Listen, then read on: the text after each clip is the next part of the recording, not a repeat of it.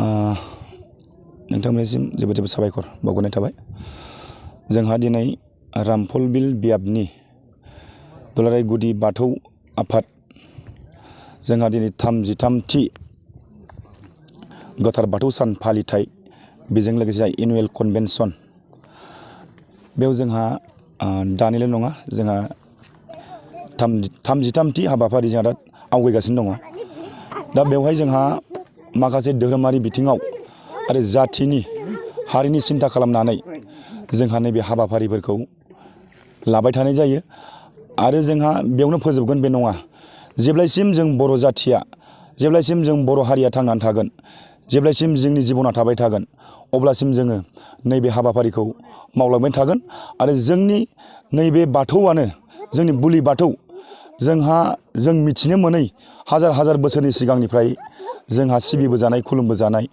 जोंथ' मैया दाख्लैसो जन्म जानाय मानसि हिसाबै, नाथाय जोंनि आजौ आजै बियायं सियायं गोबां रोजा रोजा सुबुंफोर जोंहा मुंख्लं जालांबाय जोंहा आफाखौ सिबिनानै, आरो आफानि अननायजोंनो दिनैसिमबो जों थांनानै दङ आरो आफानि अननायजोंनो जों थांनानै थाबाय थागोन।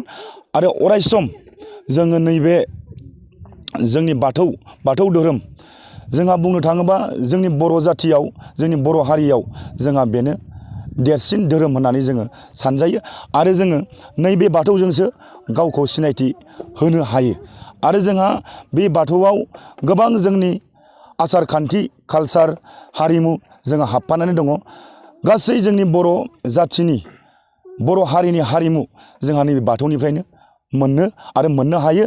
दा जोंहा गुबुनफोरा सोरबाया जिखि धोरोम लाया नाथाय बिथांमोना जेबो ओंथि थाहैनाय नङा। जोंहा साननैनि हाबाफारि, जोंहा दिनै खेराइ जागोन, गाबोन जोंहा गेवलां मेल।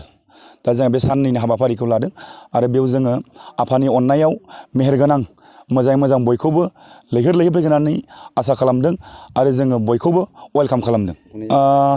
सेथि सान हिसाबै होननानै बुङोबा जोंहा दिनैहाय मेनानो खेराइ।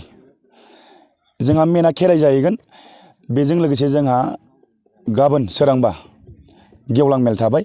मानो होनबा जोंहा खेराइयानो हरसे जागोन। जों दा नैबे दिनैनि हाबाफारियाव जोंहा सिगां बेखेवनाय हाबाफारि लादों। जोंहा गाहाय लांगोना बेखेवनाय बे बायदि जोंहा हाबाफारि दिनैबो लानाय जादों।